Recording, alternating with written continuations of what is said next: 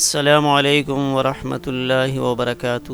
امید ہے آپ سب بخیر و عافیت ہوں گے اور رمضان المبارک کی مقدس ساعات کے منتظر ہوں گے۔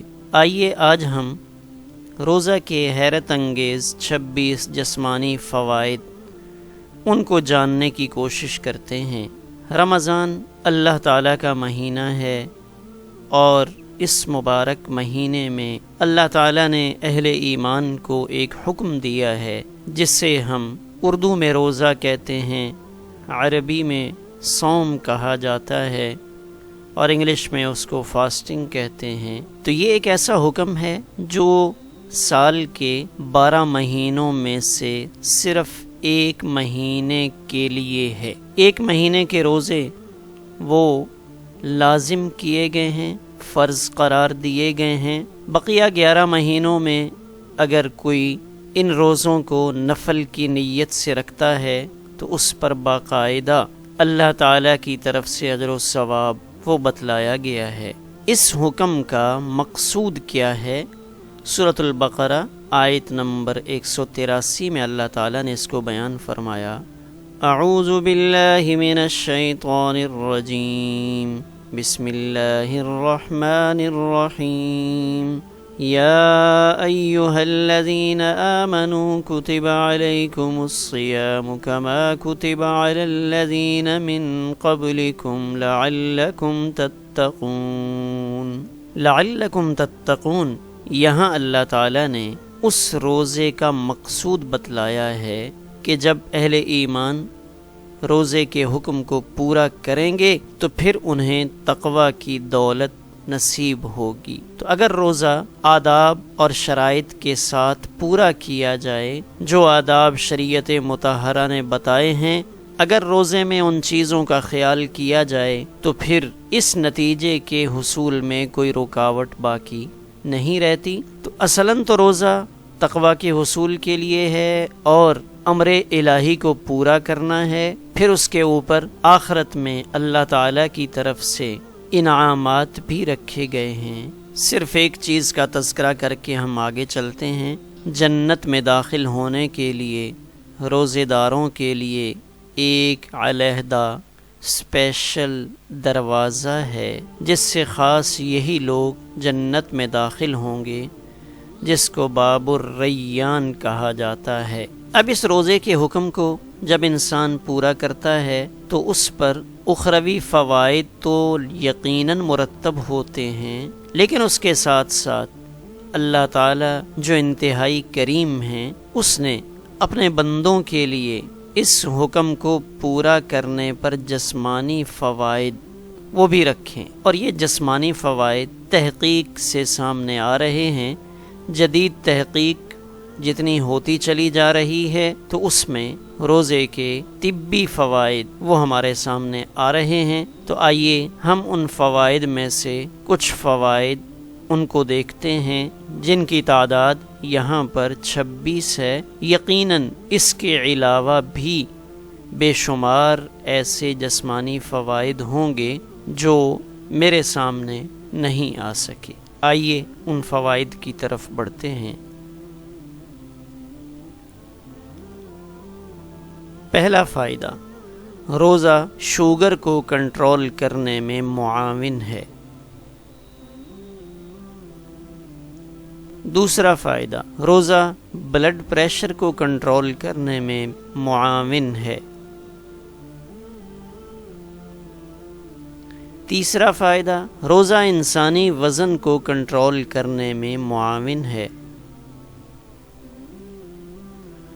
چوتھا فائدہ، روزہ دماغ کے افعال کو بہتر کرنے میں معاون ہے۔ پانچواں فائدہ، روزہ انسان کی عمر میں اضافے کا سبب بھی ہے۔ چھٹا فائدہ، روزہ خون میں موجود کولیسٹرول کی مقدار کو معتدل رکھتا ہے۔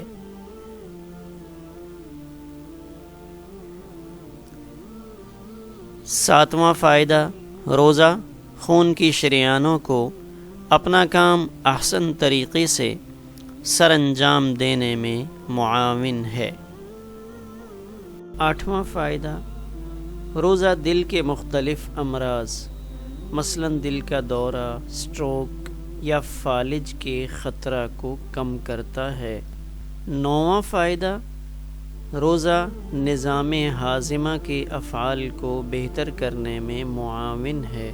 10واں فائدہ، روزہ جسم میں موجود کورٹیسول نامی ہارمون کو کم کرتا ہے جس سے اعصابی دباؤ میں کمی آتی ہے۔ 11واں فائدہ، روزہ کی وجہ سے دماغی خلیے زیادہ مقدار میں بنتے ہیں۔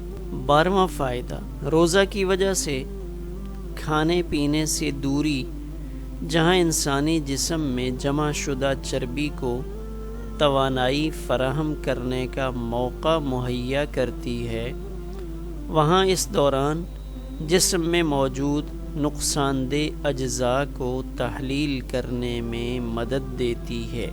13واں فائدہ، روزہ سگریٹ نوشی سے پرہیز کا موقع فراہم کرتا ہے۔ 14واں فائدہ، کھانے اور بھوک کا درمیانی وقفہ بڑھاپے میں الزائمر نامی بیماری سے محفوظ رکھنے میں معاون ثابت ہوتا ہے۔ 15واں فائدہ، روزہ انسانی جلد اور بینائی کو بہتر کرتا ہے۔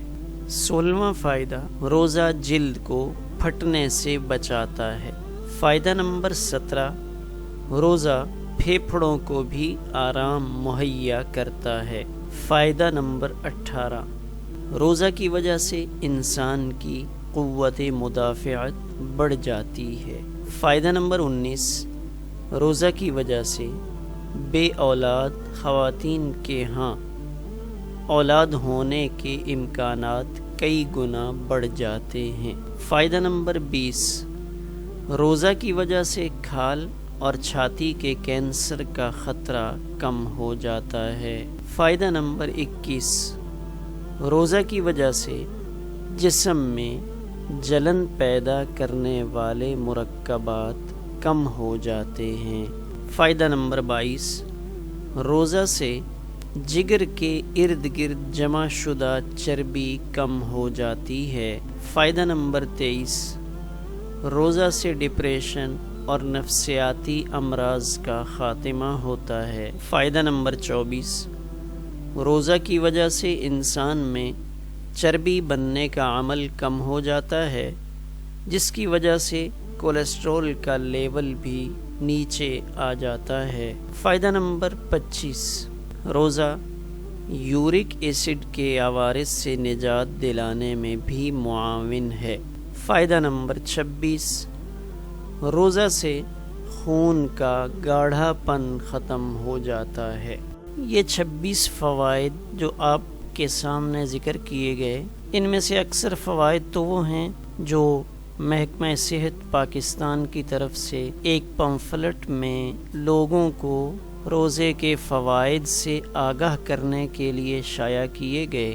باقی اس باب میں نبی کریم صلی اللہ علیہ وسلم کا ایک فرمان یہ موجود ہے، آپ کا ارشاد گرامی ہے، صومو تصحو، روزے رکھو صحت مند ہو جاؤ گے۔ تو یہ حدیث مبارکہ اس باب میں بنیاد ہے کہ روزہ صحت کے حصول کا بھی ذریعہ ہے، یعنی روحانی بیماریوں کے ساتھ ساتھ جو ہماری جسمانی بیماریاں ہیں، ظاہر ہے ہماری زیادہ تر بیماریاں ایسی ہیں جو زیادہ کھانے کی وجہ سے ہیں، یعنی اوور ایٹنگ ہے جس کی وجہ سے ہمارا جسم متاثر ہوتا ہے۔ تو روزے میں کم کھانے کی ترغیب دی جاتی ہے اور انسان کو کم کھانے کی طرف متوجہ کیا جاتا ہے تاکہ وہ کمزور لوگ جو زیادہ وسعت نہیں رکھتے، 2 وقت بھی نہیں کھا سکتے، ان کا احساس دل میں جاگزیں ہو۔ یہ ایک پیغام ہے، اگر آپ مناسب سمجھتے ہیں تو اس کو اپنے متعلقین تک پہنچائیں۔ السلام علیکم ورحمۃ اللہ وبرکاتہ۔